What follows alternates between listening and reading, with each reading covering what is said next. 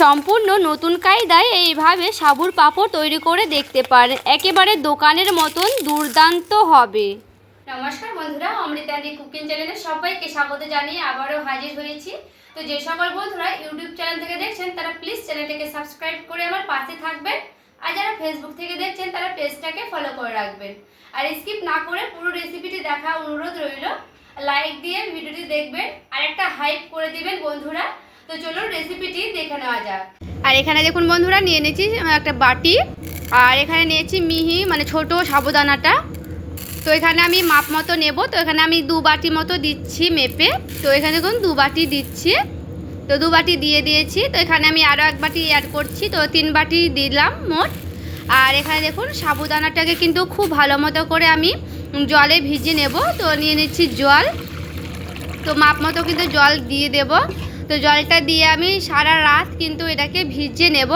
তো সারা রাতের মতো কিন্তু ভিজানোর চেষ্টা করবেন। তো দিয়ে দিচ্ছি ঢাকা দিয়ে আমি রেখে দিলাম। বন্ধুরা, আমি কিন্তু সারা রাত ভিজিয়ে রেখেছিলাম সাবুদানাটাকে, একটু সারা রাত ভিজিয়ে রাখার চেষ্টা করবেন। তো দেখুন কি সুন্দর কিন্তু একেবারে গলে কাদা হয়ে গেছে, দেখে বুঝতেই পারছেন একেবারে কিন্তু দানাগুলো ভিজে গেছে। এই যে দেখুন চিপেও দেখাচ্ছি, এরকম কিন্তু সারা রাত ভিজে রাখলে একেবারে কিন্তু মানে ভিজে যাবে খুব ভালো মতো করে। ফুলে দেখুন কি সুন্দর বড় বড় ডবল মানে ফুলে ফুলে গেছে। পরে দেখুন এখানে আমি একটা মিক্সিং বোল নিয়েছি, তো এখান থেকে আমি ছেঁকে দিয়ে দিচ্ছি সে মিক্সিতে। তো এইভাবে একটু হালকা করে জলটা ছেঁকে নিচ্ছি, যেহেতু ওখানে বেশি জল আছে তার জন্য হালকা হালকা করে ছেঁকে নিলাম। একসঙ্গে কিন্তু করে নেব, সাবুদানাটাকে মিক্সিতে একসঙ্গে পেস্ট করে নিচ্ছি।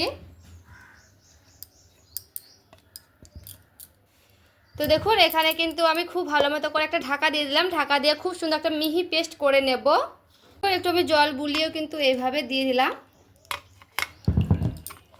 আর এখানে যেহেতু আমি সারা রাত ভিজিয়ে রেখেছিলাম সাবুদানাগুলো, তার জন্য কিন্তু মানে দানা দানা হয়ে থাকেনি, একেবারে কিন্তু মিশ্রণ হয়ে মিশে গেছে। তো এখানে দেখুন একটাও কিন্তু গোটা গোটা নাই, দেখে বুঝতেই পারছেন। আর দেখুন বন্ধুরা, এইভাবে একটু ভালো মতো করে নাড়াচাড়া করে নিচ্ছি। তো এখানে আমি একটু জল বুলিয়ে সেই মিক্সি বাটিতে বুলিয়ে দিয়ে দিচ্ছি, জল দিয়ে দিয়েছি। তো এখানে কিন্তু অনেকটাই ঘনত্ব রয়েছে, তো এখানে আমার কিন্তু জল লাগবে, যেহেতু আমি ওই ছোটো বাটির 3 বাটি মেপে দিয়েছি। তো প্রায় অনেকটাই কিন্তু হয়েছে সাবুদানাগুলো। দেখুন এখানে আমি প্রায় 2 থেকে 3 বাটির মতো কিন্তু দিচ্ছি জল। তো এখানে কিন্তু আমি 2 বাটির মতো আগে থেকে জল দিয়েছি। তো একটু পাতলায় রাখতে হবে ব্যাটারটা, খুব ঘনত্ব কিন্তু রাখলে হবে না, যেহেতু এখানে আমি ফুটাতে গেলে আরও ঘনত্ব রয়ে যাবে তার জন্য। আর দেখুন এখানে কিন্তু অনেকটাই ঘনত্ব রয়েছে। তো এখানে দেখুন আমি একটা কড়াই বসিয়ে নিয়েছি, কড়াই দিয়ে দিচ্ছি এখানে 1/2 গ্লাসের মতো দেব জল। তো জলটা আমার গরম হতে থাক ততক্ষণ।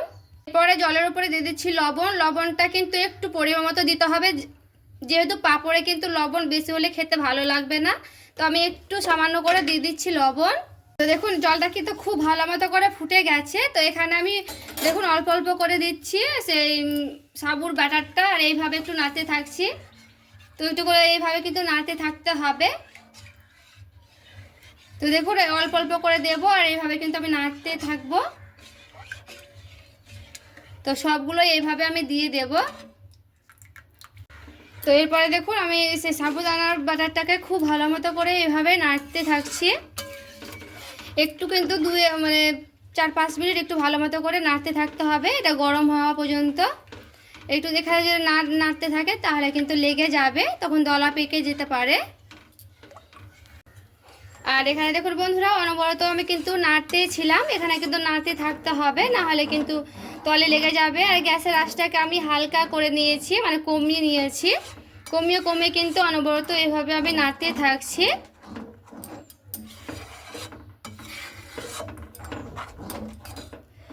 আর এই যে দেখুন এইরকম কিন্তু করে নিতে হবে ঘনত্ব। তো একটু আমি পাঁপড়টা মোটা মোটা করে দেব, তার জন্য একটু বেশি ঘনত্ব রাখলাম। আপনারা পাতলা করে দিলে সেক্ষেত্রে একটু পাতলা রাখতে পারেন। তো এইভাবে কিন্তু আমি অনবরত নাড়তেই ছিলাম। তো দেখুন এইভাবে কিন্তু নেড়ে যেতে হবে।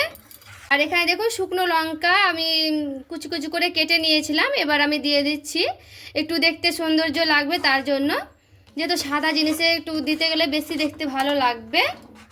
তো এই যে এইভাবে একটু নাড়াচাড়া করে নিচ্ছি।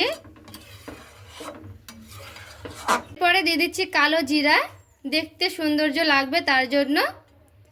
তো এরপরে কালো জিরাটাকে একটু ভালো মতো করে নাড়াচাড়া করে নেব।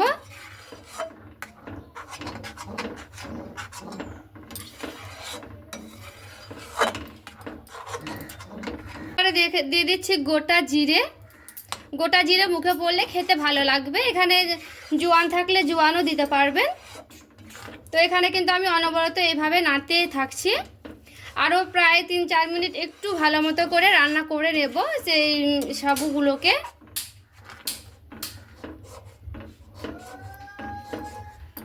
আর এখানে দেখুন রান্না করানো কিন্তু হয়ে গেছে। তো এটাকে আমি নামিয়ে নিচ্ছি।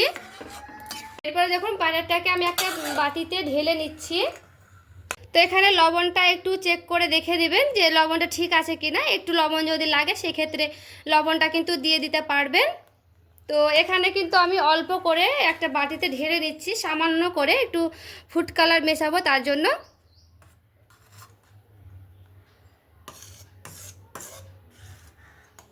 এখানে একটু ফুড কালার দিচ্ছি 1 চিমটের মতো। তো একটু ভালো মতো করে এইভাবে মিশিয়ে নিলাম কালারটাকে দিয়ে, সামান্য করে দিচ্ছি। এটা কিন্তু খাবার কালার, একবারে সাদা জিনিসের দেওয়া মাত্রই কিন্তু দেখুন কতটা মানে কালারটা ফুটে গেছে। তো একটু এইভাবে একটু নাড়াচাড়া করে নিলাম। দেখুন এইরকম ধরনের একটা প্লাস্টিক নেবেন, প্লাস্টিকে দেওয়ার চেষ্টা করবেন, এতে করে খুবই ভালো হবে, মানে উঠতে সুবিধা হবে। তো এই প্লাস্টিকের গায়ে এইভাবে খুব সুন্দর করে তেল লাগিয়ে নিলাম। একটু বেশি তেল দিলে তাড়াতাড়ি কিন্তু উঠে যাবে। তো দেখুন এইভাবে কিন্তু খুব সুন্দর করে তেলটা আমি লাগিয়ে নিচ্ছি।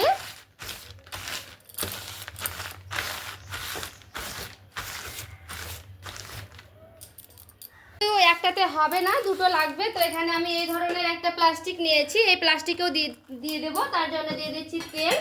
তো এতেও হালকা করে তেল এইভাবে লাগিয়ে নিলাম।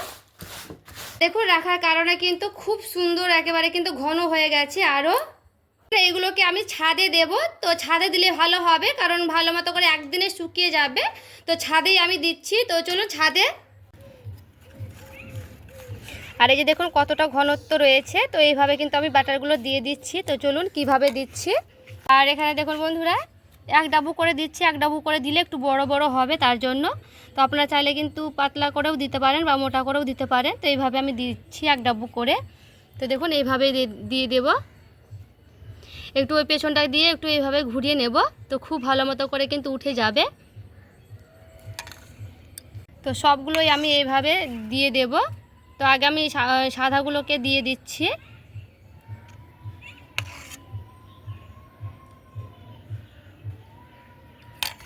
আর এখানে দেখুন আমি লালগুলোও দিয়ে দিচ্ছি, যেহেতু আমি এখানে ফুড কালার মিশিয়েছি। তো আপনারা কিন্তু কালারটা মিশাতেও পারেন, নাও পারেন। তো আমি এখানে 2 রকম কালারের দিলাম। তো আপনারা চাইলে শুধু সাদা সাবুদানারই কিন্তু দিতে পারেন।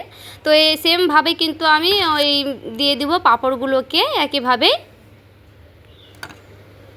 আর দেখুন বন্ধুরা পাঁপড়গুলো আমি কিন্তু শুকিয়ে নিয়েছি খুব ভালো মতো করে। শুকিয়ে নিয়ে চলে এলাম। আর দেখুন দেখতে কত সুন্দর, একেবারে কাচের মতো চকচক চকচক করছে।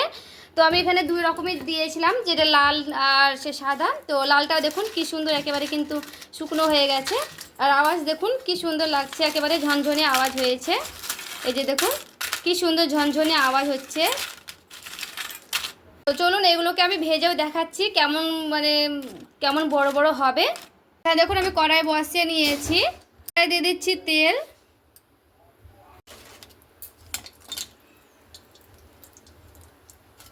দেখুন বন্ধুরা পাঁপড়গুলো কিন্তু খুব সুন্দরভাবে এইভাবে ভাজানো হবে, দেখে বুঝতে পারছে। এই যে 2 পিঠে কিন্তু আমি খুব ভালো মতো করে ভেজে নেব। দেখুন কত বড় বড় হয়েছে। তো এগুলো কিন্তু ভাজানো হয়ে গেছে। তো এটা আমি নামিয়ে নিচ্ছি।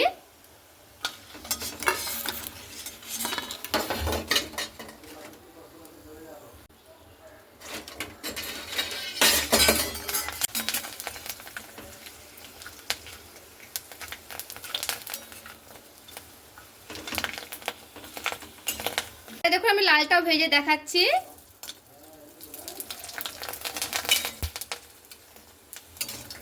একই রকমই কিন্তু ভাজানো হবে, যেহেতু এখানে আমি কালার মিশিয়েছি তার জন্য। দেখুন কি বড় বড় হচ্ছে বন্ধুরা, খুব সুন্দর কিন্তু বড় বড় হচ্ছে। তো গ্যাসের আঁচটা কমিয়ে দিয়ে কিন্তু আমি এইভাবে ভেজে নিচ্ছি।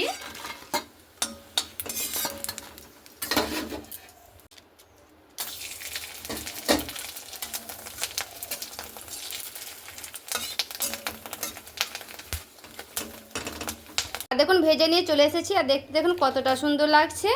আর এই যে লালগুলোও কিন্তু খুব ভালো মতো ভাজানো হয়েছে, বড় বড় হয়েছে। একটা ভেঙেও দেখাচ্ছি, দেখুন কি সুন্দর কিন্তু গুঁড়ো হয়ে গেল। তো পাঁপড়ের রেসিপি কেমন লেগেছে অবশ্যই কমেন্ট করে জানাতে ভুলবেন না। ভালো লেগে থাকলে প্লিজ একটি লাইক করবেন, চ্যানেলটাকে সাবস্ক্রাইব করে আমার পাশেই থাকবেন। তো দেখা হচ্ছে আরও একটি রেসিপির সঙ্গে। সবাই ভালো থাকবেন, সুস্থ থাকবেন।